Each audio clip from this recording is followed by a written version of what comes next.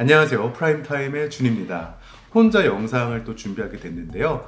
이번에는 제가 또 휴가를 떠나게 돼요. 그래서 미리 제가 혼자 다룰 수 있는 주제 한정으로 영상을 준비해 봤습니다. 그래서 오늘은 다소 좀 무거운 주제로 영상을 진행할까 하는데요. 얼마 전에 한국에서 큰 이슈가 됐고 결국에는 세계적으로 이슈가 됐던 바로 롤렉스 다이얼 게이트. 저는 이걸 다이얼 게이트라고 부르고 싶습니다.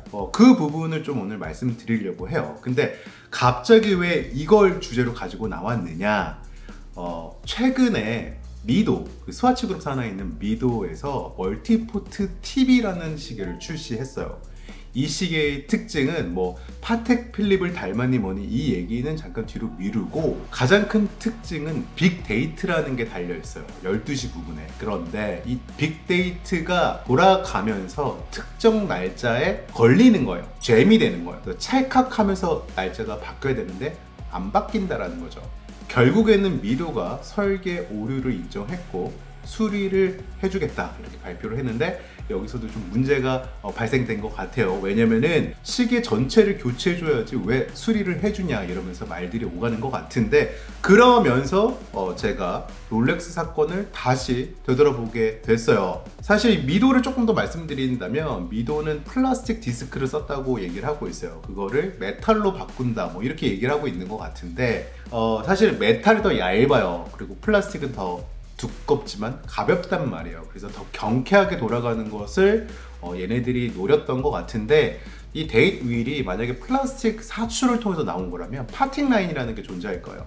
아마도 제가 봤을 때는 그 파팅 라인이 어딘가에 걸리지 않나, 그 파팅 라인이 있는 부분이 특정 날짜가 박혀 있는 그 부분이 아닐까 합리적인 의심을 해봐요. 아무튼 오늘은 제가 미도 얘기하려고 하는 게 아니에요. 롤렉스 얘기를 할 거예요. 얼마 전에 한국에서 그 CS 이슈가 한번 터졌었죠. 근데 시작에 앞서서 몇 가지 당부 말씀을 드리고 시작하는 게 맞을 것 같아서 당부 말씀을 먼저 드릴게요.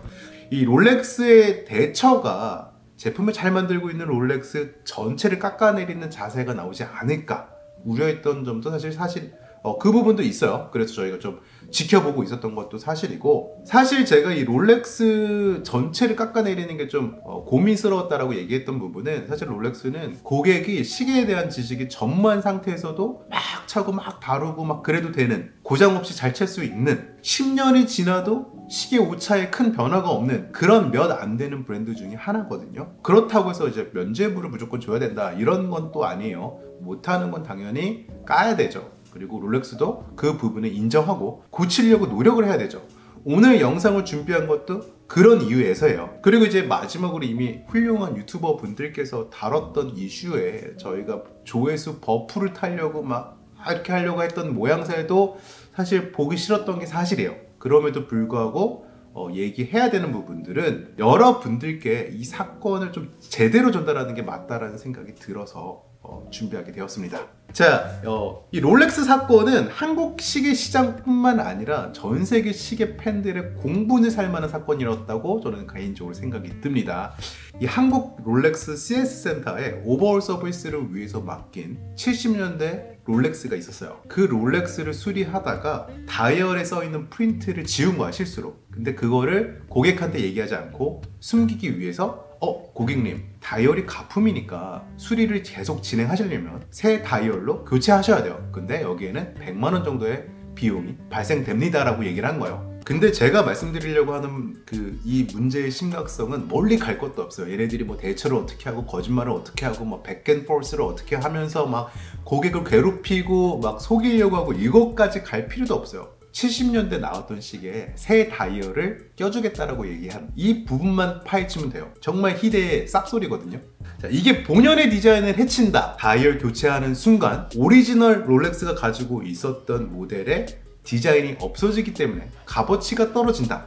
다 맞는 얘기예요. 다 맞는 얘기인데, 우리가 여기서 놓치고 있는 게 하나 있어요. 이 부분은 제가 라이브 때 말씀을 드렸던 부분이고 저희 술방에서도 말씀드렸던 부분이에요. 70년대 나왔던 그 모델에 맞는 새 다이얼을 여기다가 넣어주겠다라고 얘기한 게 아니라, 요즘에 나오고 있는 그 다이얼을 이 시계에다가 이식해 주겠다라고 얘기를 한 거예요. 그러면서 100만 원을 요구했어요. 뭐 가격이야 그렇다 쳐요. 그런데 여기서 드는 의심이 있죠. 신형 다이얼이 구형 케이스에 맞을까? 이거부터 생각해 봐야 돼요. 70년대 나온 시계가 어떻게 신형 다이얼을 품을 수 있을까요? 이걸 이해하려면 우리가 시계 구조를 이해해야 돼요. 제가 그림으로 준비해 봤는데요. 모든 시계에는 다이얼이 존재해요. 그리고 그 밑에 무브먼트가 있어요. 이거를 우리 어릴 때 조립식이라고 하잖아요. 프라모빌 조립하듯이 껴 넣는 거예요. 그래서 다이얼 밑에는 두 개의 다리가 있어요. 그리고 무브먼트에는 구멍 두 개가 뚫려 있죠. 그래서 두 개를 끼는 거예요. 근데 중요한 거는 무브먼트마다 그 구멍의 위치가 다르다라는 거예요. 그러면 문제의 롤렉스는 70년대 롤렉스예요. 그리고 롤렉스는 무브먼트의 고유 넘버를 찍어요. 우리가 뭐 자동차 좋아하시는 분들은 알겠지만 자동차 엔진의 코드 네임이 있잖아요. 그런 거랑 비슷하다고 보시면 될 것 같아요. 롤렉스는 보통 4개의 숫자로 무브먼트 코드를 만들어요. 그래서 1 땡땡땡, 3 땡땡땡 뭐 이런 식으로 만든단 말이에요. 이 70년대 롤렉스가 가지고 있는 무브먼트는 1번대 무브먼트. 그런데 신형 롤렉스에 들어가는 무브먼트는 3번대 무브먼트란 말이에요. 그 말인즉은 1번대 무브먼트에 맞지 않는다라는 거예요. 이 새 다이얼은, 신형 다이얼은 1번 무브먼트에 맞을 수가 없어요. 근데 이걸 어떻게 70년대 그 빈티지 롤렉스에다가 다이얼을 삽입한다라는 얘기를 했냐라는 거죠. 그것도 CS, 롤렉스 CS 공식 센터에서 말이죠. 자, 그러면 이 구멍의 위치가 다르니까 그러면 결국에는 무브먼트에 닿을 수 없나요?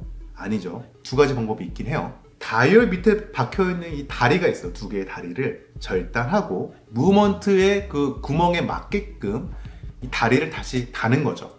이렇게 하려면 용접을 하는 기기가 있어야 돼요. 그런데 제가 드는 의문은 이건 거죠. 과연 롤렉스 CS 센터에 이 다리를 용접하는 장비가 있을까? 자, 있다고 칩시다. 있다고 쳐요. 그러면 이렇게 개조를 해서 외국식 표현을 말씀드릴게요. 외국식 표현으로는 프랑켄슈타인이라고 얘기를 해요. 말도 안 되는 뭐 괴물 시계를 만든다고 얘기를 하는 건데, 이렇게 만드는 게 과연 롤렉스가 가지고 있는 자사의 서비스 정책을 위반하는 게 아닌가? 이런 것도 살펴봐야죠. 근데 솔직히 그것까지는 알 수가 없어요. 제가 롤렉스 근무하는 사람도 아니고 그걸 살펴보지도 않았기 때문에 알 수 없는 거란 말이에요. 그런데 상식적으로 생각해보세요. 이게 말이 됩니까? 안 되잖아요. 제가 구형 소나타를 뭐 예를 들자면 서비스 센터에 가져가가지고 야 이거 신형으로 다 바꿔줘, 내가 돈 줄 테니까. 그럼 바꿔줄까요? 안 바꿔줄 거 아니에요.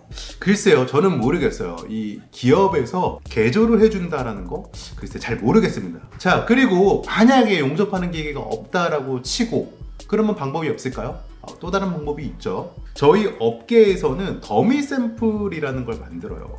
여러분들 롤렉스 매장에 가면은 멈춰있는 시계들이 있어요. 죽어있는 애들. 이게 무슨 얘기냐면 더미 샘플이라는 얘기예요. 10시 10분 31초를 항상 가리키고 있는 이 시계가 더미 샘플인데 안에 무브먼트가 빠져 있는 거예요. 그러면 다이얼을 위에다가 붙여야 되는데 그걸 붙이기 위해서 되게 얇은 양면 테이프를 써요. 근데 이 양면 테이프의 접착력이 대단해요. 정말 강하거든요. 이거를 사용해서 다리를 잘라낸 그 다이얼과 무브먼트 사이에다가 붙여가지고 붙이려고 하던 게 아니었을까라는 합리적인 의심을 해본다라는 거죠. 더군다나 이 제품은 논데이트 제품이에요. 그러니까 뭐 안에 데이트율이 없으니까 양면 테이프를 붙일 수 있는 공간이 많은 거예요. 공간적 제약이 없다라는 거죠. 그만큼. 물론 롤렉스 CS 센터가 어떻게 고칠 거라라는 방법까지 제시하지는 않았어요.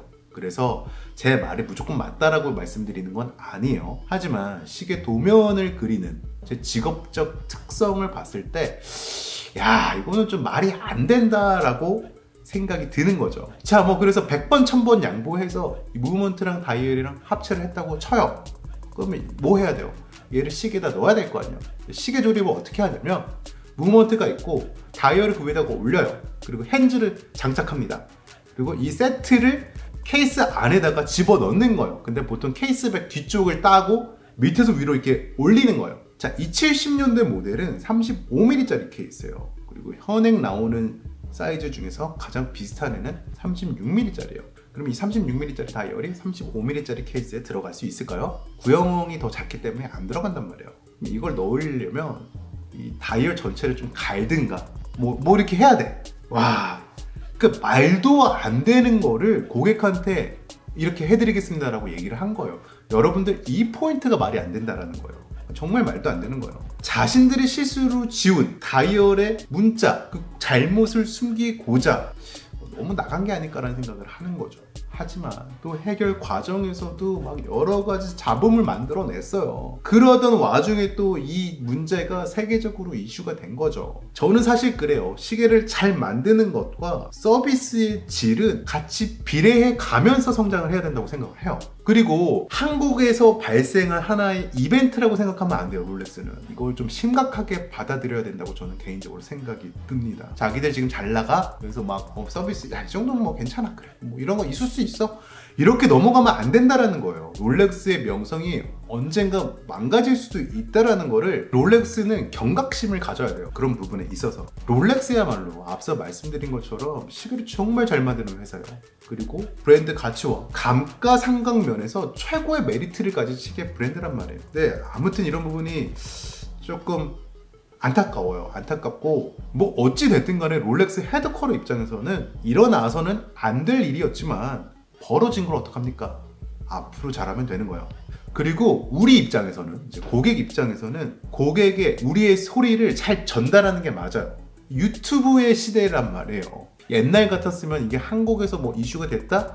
해외에서 이거 관심이라도 가졌겠어요? 이 유튜브를 타고 알고리즘을 타고 넘어가면서 이게 전 세계적으로 퍼지는 거란 말이에요. 만약에 여러분 생각해보세요. 이 사건이 커뮤니티 혹은 유튜브를 통해서 퍼지지 않았다면 롤렉스가 과연 똑같이 대처를 했을까요?